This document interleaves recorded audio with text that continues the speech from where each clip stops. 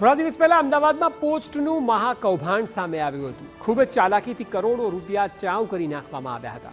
આ કૌભાંડના પર્દાફાશ થયા બાદ અનેક ચોંકાવનારા ખુલાસા સામે આવ્યા છે। સામે આવ્યું છે કે તેજસ શાહ પોસ્ટના અધિકારીઓ સાથે મળીને છેતરપિંડીને અંજામ આપતો હતો। જુઓ આ રિપોર્ટ।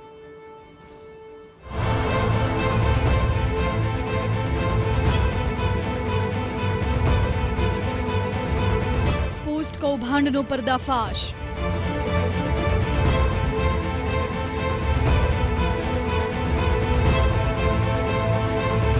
પોસ્ટ અધિકારીઓ સાથે મળીને કર્યું કરોડોનું કૌભાંડ।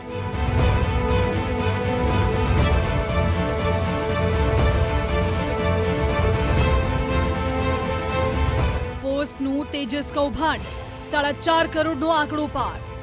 પોસ્ટમાં રૂપિયા લોકો એટલા માટે મૂકતા હોય છે કે તે સુરક્ષિત રહે।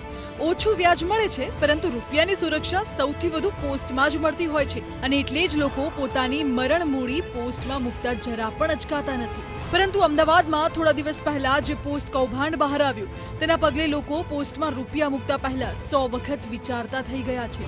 આ આરોપીઓને જુઓ, આખું પરિવાર એક સાથે છે અને આખું પરિવાર પોલીસના સકંજામાં આવી ગયું હતું। આ આરોપીઓએ મળીને કંઈક એવો ખેલ ખેલ્યો કે 21થી વધુ લોકોની મરણ મૂડી સ્વાહા થઈ ગઈ। તેજસ શાહ અને તેનો પરિવાર મળીને લોકોને પોતાની વાતમાં ફસાવી પોસ્ટમાં રૂપિયા મુકાવતા હતા અને બારોબાર આ રૂપિયાનો વહીવટ કરી નાખતા હતા। હવે તમે આ બે આરોપીને જુઓ।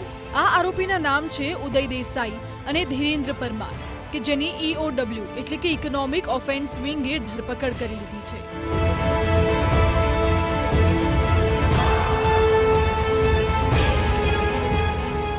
આમાં પોસ્ટ વિભાગના કોઈ અધિકારી કર્મચારી સંડોવાયેલા છે કે કેમ તે બાબતે પણ તપાસ કરતા અને પોસ્ટ વિભાગમાંથી માહિતી પ્રાપ્ત થતાં આ શાસ્ત્રીનગર પોસ્ટ ઓફિસમાં જે તે સમયે કૌભાંડ થયેલું, ચીટિંગ થયેલું તે સમય દરમિયાન ફરજ બજાવતા ઉદયભાઈ દેસાઈ અને ધીરેન્દ્રભાઈ પરમાર જે પોસ્ટ માસ્તર તરીકે ફરજ બજાવતા હતા અને તેઓએ ખોટી સહીઓ અને રોકાણકારોની હાજરી વિના આ ચેકો સેન્કશન કરેલા તે બદલ તેઓની ગુનાહિત બેદરકારી જણાઈ આવતા અને મદદગારી કરેલું અને ગુનાહિત કાવતરામાં ભાગ આપેલું જણાઈ આવતા આ ગુનાના કામે પોલીસ સબ ઇન્સ્પેક્ટર MACની ટીમ દ્વારા આરોપીઓને પકડી પાડવામાં આવેલા છે અને તેઓના ઘરની ઝડપી તપાસ કરી અને આરોપીની વધુ પૂછપરછ કરવામાં આવી રહેલી છે।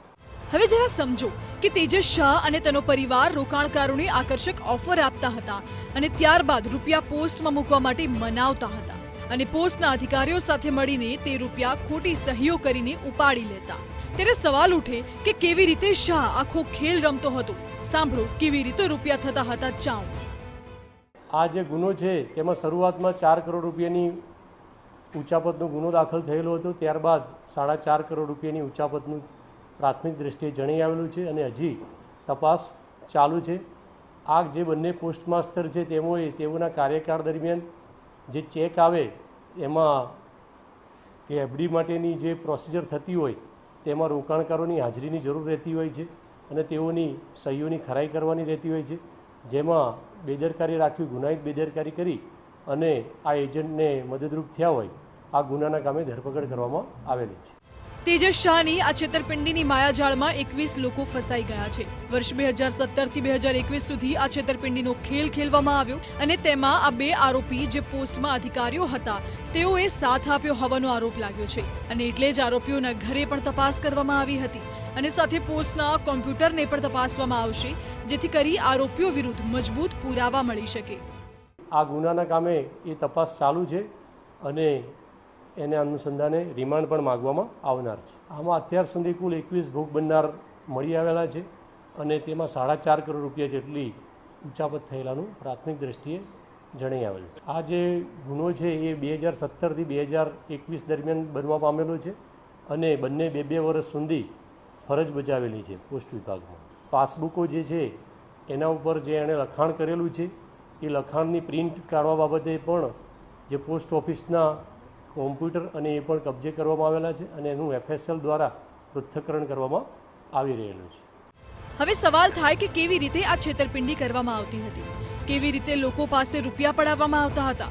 છેતરપિંડીનો આંક તો હાલ 4.5 કરોડ રૂપિયા પર પહોંચ્યો છે. પરંતુ જે રીતે આ મામલે ઇકોનોમિક ઓફેન્સ વિંગ તપાસ કરી રહી છે તે જોતા લાગે છે કે છેતરપિંડીનો આંકડો વધી શકે છે. છેતરપિંડીનો ભોગ બનનારાઓની સંખ્યા પણ વધી શકે છે. તો જરા ધ્યાનથી જુઓ કેવી રીતે કરવામાં આવતી હતી છેતરપિંડી.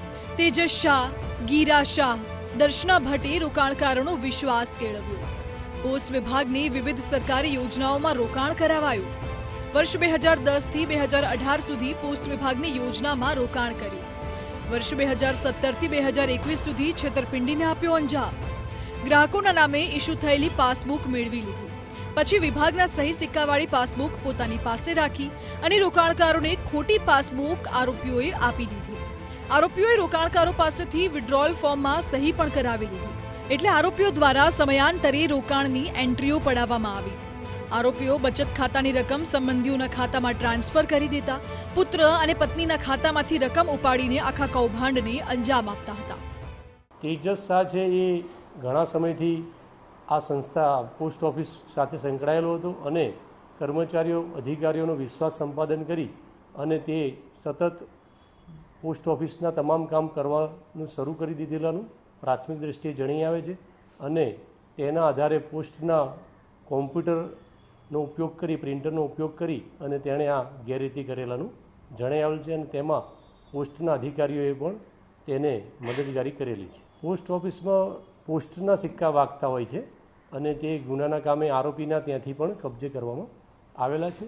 તેજસ શાહ જે રોકાણકારોના કહેવા પ્રમાણે તેઓની ખોટી સહી તેજસ શાહ કરી દેતો હતો અને એ ચેક જે જમા થતો હતો તેમાં કર્મચારીઓ ચેક કરવાની જવાબદારી હોવા છતાં તેઓમાં ક્ષતિ રાખી અને ગુનાહિત બેદરકારી કરી મદદગારી કરેલી હોય તેઓને અટક કરવામાં આવેલા છે.